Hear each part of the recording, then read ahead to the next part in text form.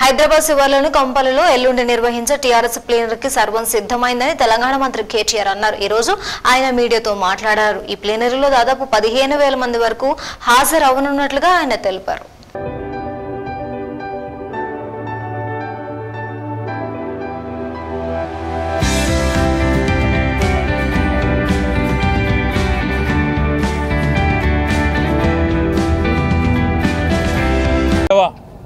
ఆవిర్భావ దినోత్సవాన్ని పురస్కరించుకొని ప్రతి సంవత్సరం కూడా జరుపుకున్న విధంగానే చాలా ఘనంగా ఈసారి హైదరాబాద్ వేదికగా మరి 21 తారీఖు నాడు ప్రతినిధులతో ప్లీనరీ, తదనంతరం 27 తారీఖు నాడు ప్రజల ముందు ప్రగతి నివేదన పేరిట మరి ఒక బ్రహ్మాండమైన బహిరంగ సభ వరంగల్ వేదికగా జరగబోతున్న విషయం మీ అందరికీ కూడా తెలిసిందే.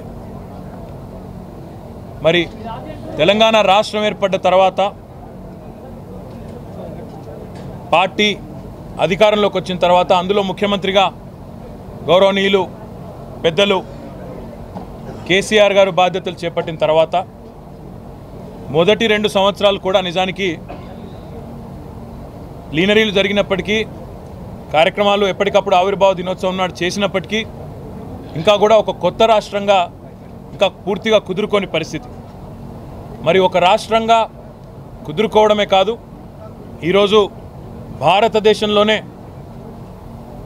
పరిపాలనా పరంగా నెంబర్ 1 సీఎంగా ఒకవైపు గౌరవనీయులు మా పార్టీ అధ్యక్షులు పెద్దలు గౌరవ ముఖ్యమంత్రి గారు దేశంలో మొత్తంలో కూడా ప్రైవేట్ సంస్థలు సర్వే చేసిన, వివిధ సంస్థలు సర్వే చేసిన నెంబర్ 1 ముఖ్యమంత్రిగా పరిపాలనా దక్షుడిగా ఈరోజు బ్రహ్మాండమైన ఒక ఇమేజ్ ఏర్పరచుకున్న సందర్భం.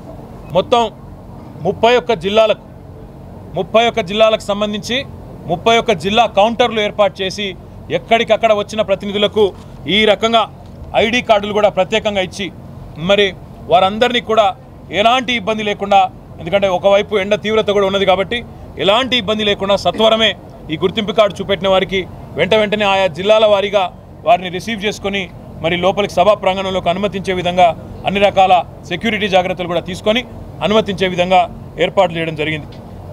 ప్రత్యేకమైన రహదారులు కూడా కొన్ని మరి సభా ప్రాంగణానికి లీడ్ చేసే రోడ్స్ ఏవైతే ఉన్నాయో మరి వాటిని కూడా ఏర్పాటు చేసుకున్నాం. ఎందుకంటే ప్రజలకు ఎలాంటి అసౌకర్యం కూడా కలగకూడదు, నగరంలో ట్రాఫిక్ సమస్య కూడా రాకూడదన్న ఉద్దేశంతో కొన్ని ప్రత్యేకమైన రహదారులు కూడా ఏర్పాటు చేసుకున్నాం. దాంతోపాటు ఎండాకాలంలో ఇక్కడ ఉండే వాతావరణ తీవ్రత దృష్ట్యా మరి పూర్తి స్థాయిలో అన్ని రకాల ఆరోగ్యపరమైన జాగ్రత్తలు కూడా తీసుకోవడం జరుగుతూ ఉంది. మెడికల్ క్యాంపులు కూడా ఇక్కడ ఏర్పాటు చేస్తూ ఉన్నాం. మెడికల్ వసతి కూడా ఎవరికైనా చిన్నపాటి ఇబ్బంది కలిగినా వెంటనే ఆదుకోవడానికి మెడికల్ వసతి కూడా అందుబాటులో ఉంటుంది.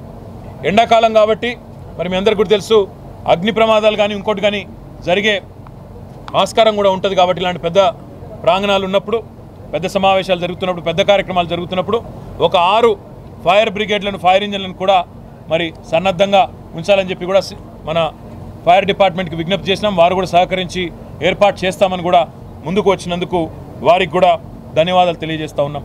దాదాపుగా ఒక 1000 మంది వాలంటీర్లు మరి ఈ ప్రాంగణంలో ఉండబోతూ ఉన్నారు. వారందరూ కూడా మరి ఎలాంటి అసౌకర్యం కలగకుండా ఈ పార్టీ వాలంటీర్లు పూర్తి స్థాయిలో ఒకరితో ఒకరు సంభాషించుకునే విధంగా, ఒకరితో ఒకరు సంప్రదించుకుని ఏ రకమైన అసౌకర్యం కూడా లేకుండా చూసుకునేదానికి వైర్లెస్ సెట్లను కూడా పెద్ద మొత్తంలో వినియోగించుకోబోతా ఉన్నాం. వైర్లెస్ కమ్యూనికేషన్ టెక్నాలజీని కూడా వినియోగించుకోబోతా ఉన్నాం.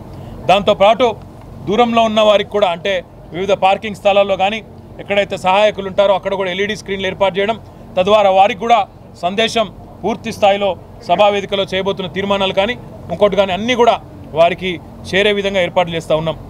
సభా ప్రాంగణంలో VIPలకు కానీ మహిళలకు కానీ ప్రత్యేకమైన ఏర్పాట్లు కూడా చేస్తూ ఉన్నాం.